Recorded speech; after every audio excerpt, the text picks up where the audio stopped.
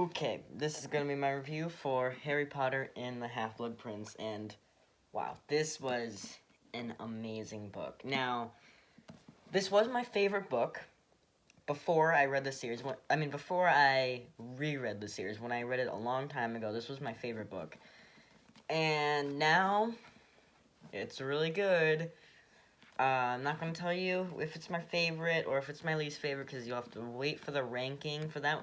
And actually, right now, I have finished every single Harry Potter book that I have to read. So now I'm just going to watch the movie. I've seen movies up 1 through 6.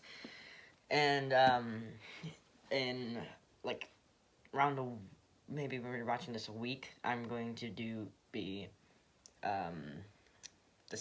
watching the 7th movie, the first one, and then 2 weeks from that will be the 7th one, part 2. So it's actually going to be quite a while till the 7th one comes out, maybe like almost a month.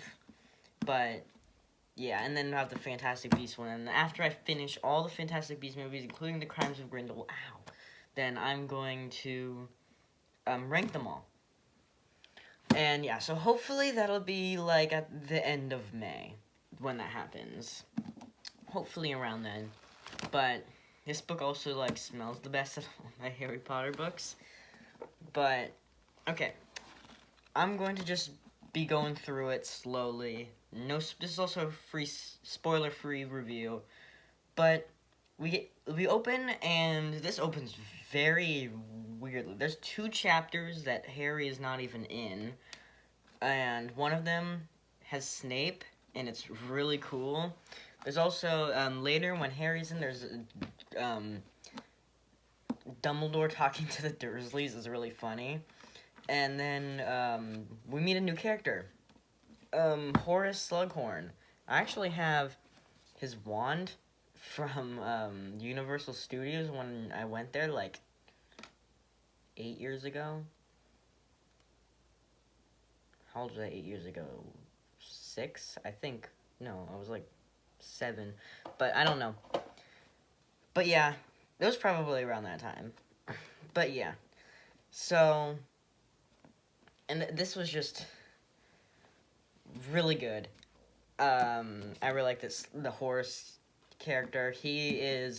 I do have a thing that I'm going to share with you at the very end of this video. It's going to be spoilery, but at, like, the very end, I will tell you, like, one of the things that I just thought of that would be cool that would happen in the 6th book, but that has spoilers, so I'll do it at the very end after I give my whole review, and it's spoiler-free and everything.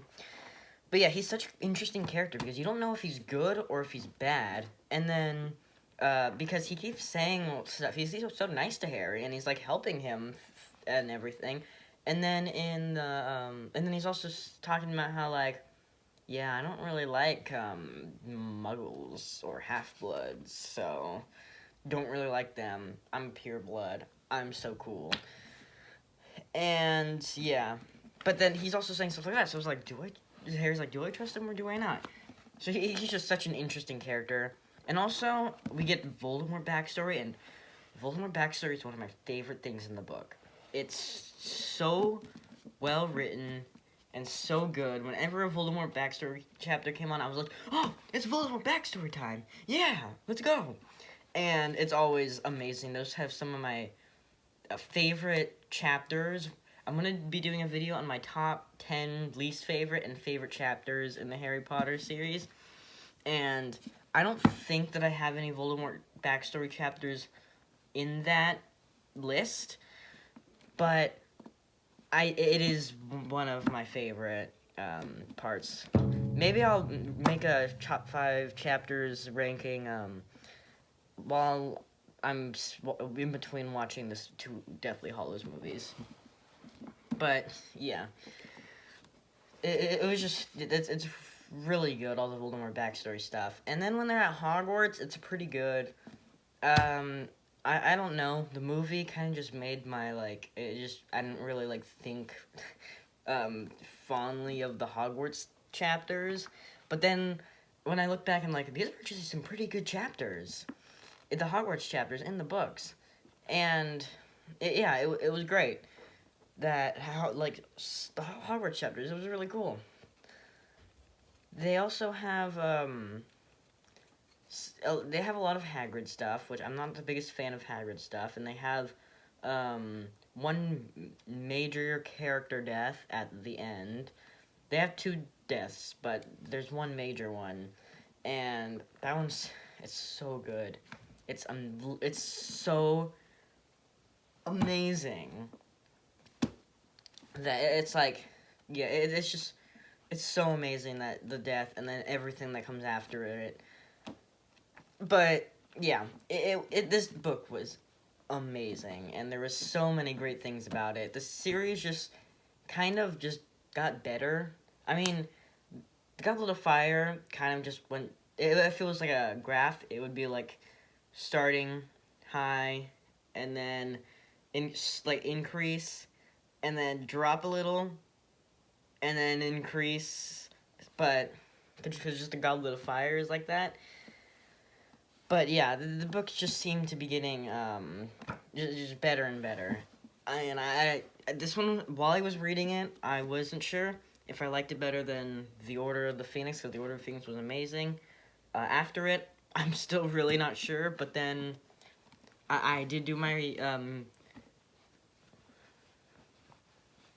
average thing, and I know if it's better than The Order of the Phoenix or not. It's pretty tied there with The Order of the Phoenix, but I think this one, the one thing that I don't like, there's not that many big character moments, and especially the movie just made, like, all the character moments, like, nothing, because everyone was just had horrible acting in the movie. But yeah, I think I should get on to the movie. So, the movie's not my favorite, and okay, it's still really good. Like, I still rated it like a 9 out of 10. Like, I think I rated it like a 93. But it's not my favorite movie because there's just so many things that I was just like, while I was watching it, I was like, this is my favorite movie. But then, like, when I got to the end, but then I was thinking more of like the beginning, and it just wasn't really good. And, I mean, of course it was good, but it wasn't really amazing like some of the other movies that I've already reviewed. And the main problem is what they try to focus on. Now, a lot of people are saying that they can't fit all this stuff into a movie, and I understand that they can't fit all of the stuff into the movie, but they chose to focus on stuff that they shouldn't have focused on. They should have cut that stuff out and focused on the other stuff more. And it's like, I get that they can't fit everything in the movie, but they chose to put extra stuff. Like, they have this, like, 3-minute scene of Lavender writing on the window thing, the compartment to the train, and it's so long, and it's so annoying, and so unnecessary, that they could have filled that in with something else. It's such, like, a scene that doesn't matter. And there's just so much of that in this movie. One thing that I really liked about the movie is that it looks amazing, and then the final act was so good. Because you have, okay, around halfway through, there's a scene in the movie, Draco versus Harry dueling in the bathroom, and it is the best scene in the movies. In the books, probably not my favorite scene, but in the movies, it's shot so well, and the music is amazing. The colors and everything is so good for that scene. But then the next scene, right after that, is Ginny and Harry in the room of requirement, horrible acting. They just literally look like this the whole time. Oh, hi, Ginny. Yeah, let's go to the room of requirement. It's just so bad acting. Like, why do they look like that? It's just, yeah, and so that's why there's so much good about the movie, and then there's just something like that. I know I'm being really harsh on the movie, but I still really enjoyed it. Like, it is one of the most enjoyable movies out of all of them. I also liked how the book goes more into the mysteries. Like, there's a lot of mysteries for the book. Um, like, they're just like, it reminds me of the first two books because there's this mystery, who's the Half-Blood Prince? There's this mystery with Voldemort and the, stuff with, Horus, and it's just, like, really good. I really enjoyed it. They also followed up all the events at the beginning of the Order of the Phoenix. They followed that up really well, really nice.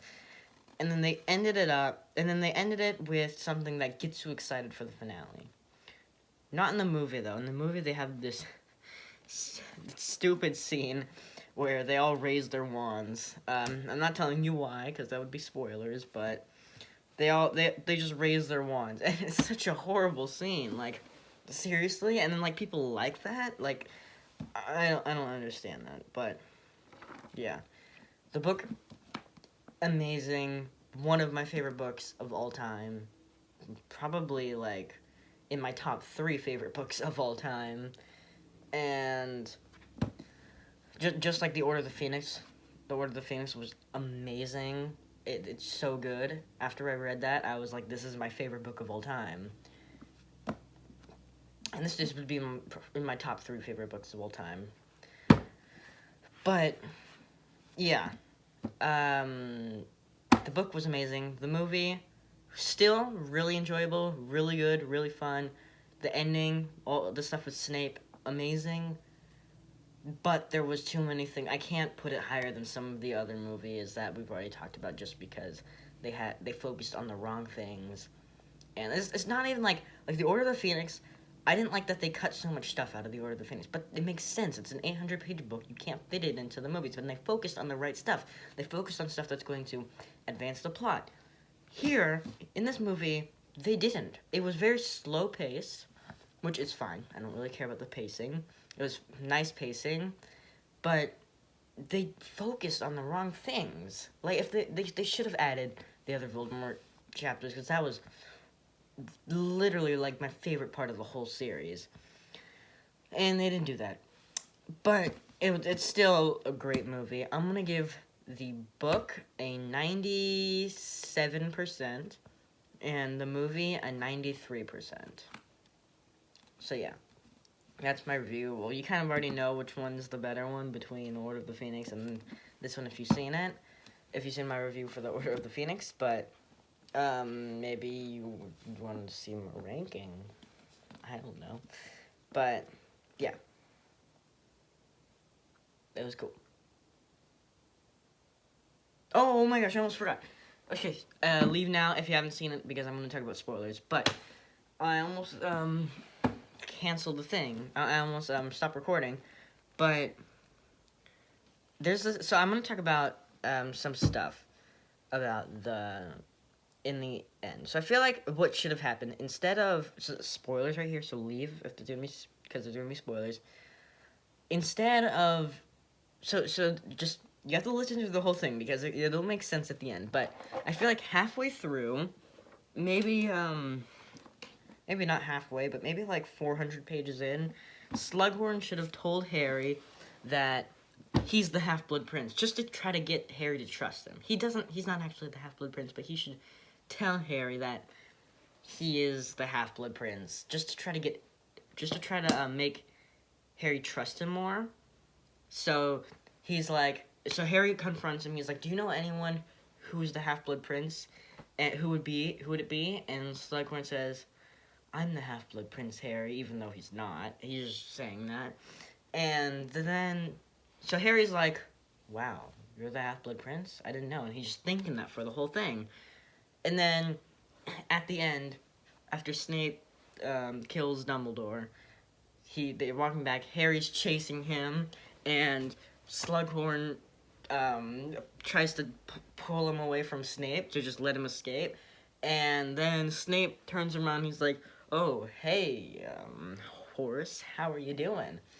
And they duel, and it's a really cool duel. And then Snape uses Sectum Sempra on Slughorn, and Harry's so confused because he's like, wait, how does he know Sectum Sempra? That's the Half-Blood Prince's spell. So he's super confused, and Slughorn dies from Sectum Sempra, and then because he's not used in the 7th book, so I feel like him dying right now would be pretty good. And then so Harry follows Snape out. He does the whole coward, fight back, and then he does Sectum Sempra. Snape's like, you dare use your own spells against me, and then he pulls a Darth Vader, and he's like, and then because Harry's like, you killed the Half-Blood Prince, and then Snape says, no, Harry, I am the Half-Blood Prince. Like, that would just be such a good moment, because it's also, like, changes Slughorn. Like, yeah, he's, not, like, what he seems, and it's just, like, it's so cool. And it's, like, that would just be really cool if that happens. And, yeah, it would make Slughorn's character, because it fits his character. He does stuff like that throughout the book, where he wants Harry to trust him. So he gives off information that he shouldn't. Not just the memories, but other stuff too. So I just thought that would be interesting. And yeah.